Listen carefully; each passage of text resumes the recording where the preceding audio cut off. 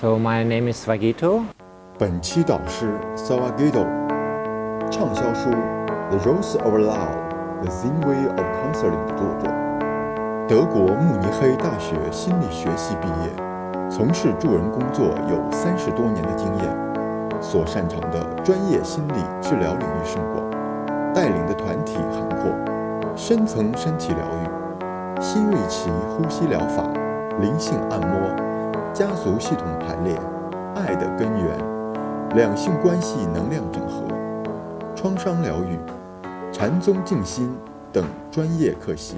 他热爱将心理治疗与静心结合，同时训练了世界各地数百位治疗师。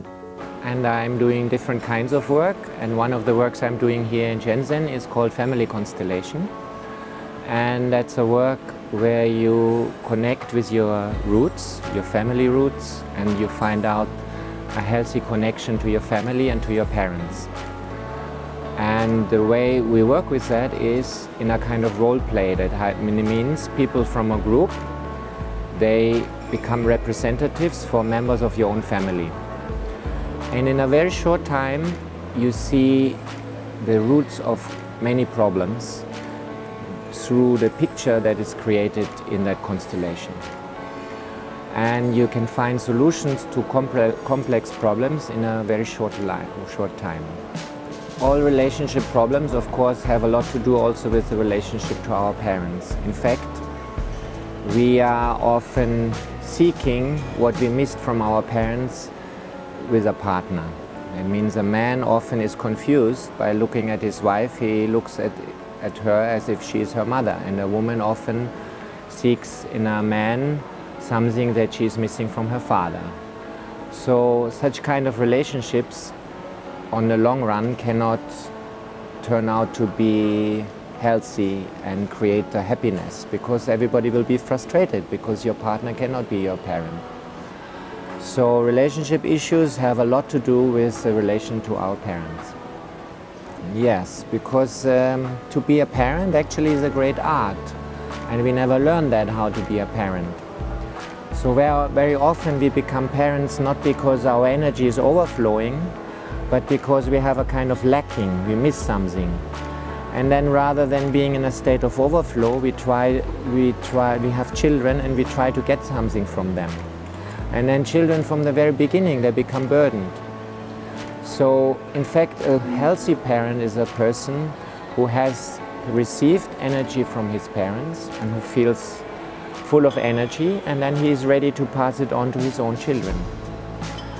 And that creates also a satisfying relationship for children, because children, if they feel my parent is sad, they want to do something for their parent and they want to help their parent, and then is a distortion of the natural relationship between parents and children, because naturally parents are giving and children are receiving, and very often that is distorted. That means children become as if they are parents and parents behave as if they are children. And in Family Constellation we look at this and we try to find a way to come into a natural and healthy relationship towards our parents and also towards our children and also towards our partner. Principles, Family Constellation looks at principles of relating.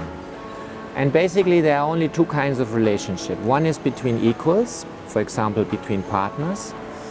That means equals means I give something to you and I also receive something from you.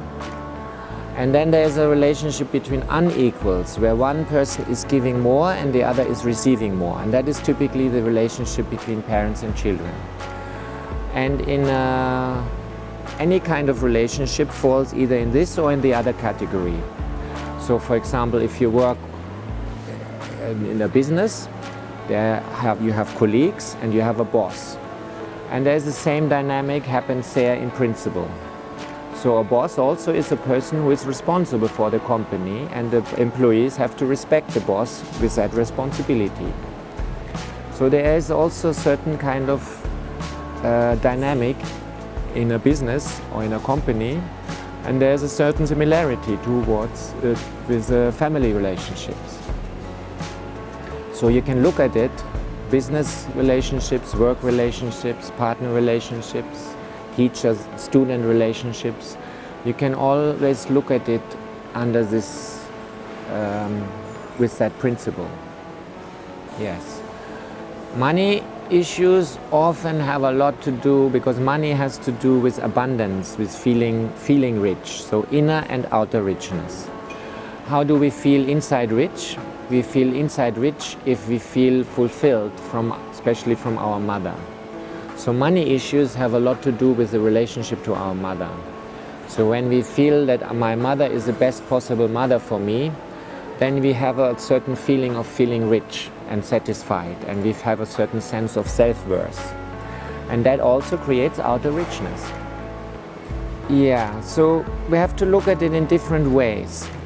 For example, when you look at it, a mother and a father, they represent different energies in the soul. A mother represents energy. If I have a healthy relation to my mother, I have energy. That means I feel rich. The father energy has something to do with having direction in life, like the male energy has a direction in life. So when I have a good relation to my father, then I know what I want to do in my life. I find a direction. I know which direction I want to go. And that has something to do with the nature of male and female energy. Female energy gives you energy, but no direction. Male energy gives you direction. And so this reflects in the relationship that we have towards our parents. So if we have a good relation to both our parents, we feel rich and we know which direction to move.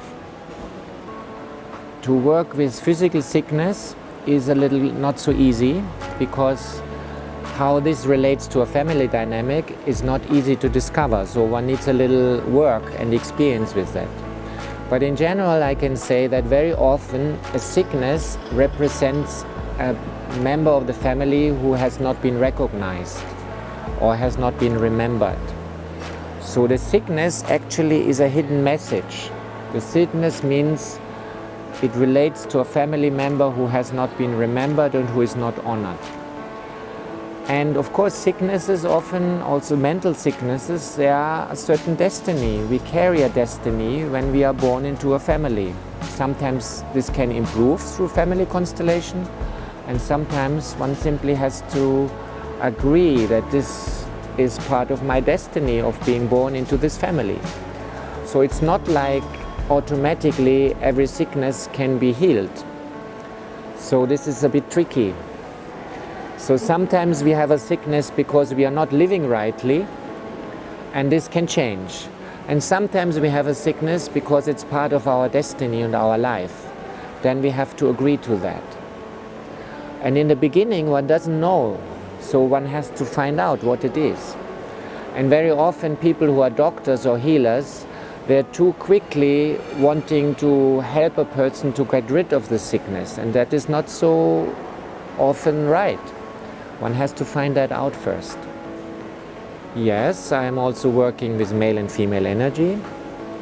I'm also working with trauma healing, which means working with the body and how traumas and difficult life experiences affect our body. Then we look more into what happens in the body. I also do counseling work. I also do breath work. But the main thing of my work is more to understand where it's all different methods, but the method is not the main thing in helping people to grow and to develop. The main thing is actually that we come from a place of restfulness and from a place of not wanting something to change, but from a place from deep acceptance and from this place of love towards ourselves. And then when one is in that space, one can apply different methods, but the method is not the essential part. That's why, for me, it is very important that a person who works with people has an experience of meditation and an experience of being connected to himself and resting into himself. And this is also my personal practice, which I have been doing since 35 years. meditation is part of my life in a way. And from that space, I work with people. People should have some experience or some self-experience before they come to a training. Because training means, of course, you train about yourself, but when you really want to work with people, then you have to first develop yourself. So only people who have a certain inner maturity can actually start working with people. So it's not just a question of learning a technique, it's a question of developing yourself. And that takes sometimes time. So sometimes people who do a training, they can, after the training, immediately work with people. Some people, they cannot because their personal maturity has not developed enough. So usually I want people to come to a training who already have a certain self-experience. Yes, my first book is about family constellation work, which describes all the principles of this work and also how to use that work in your work with people. That is my first book.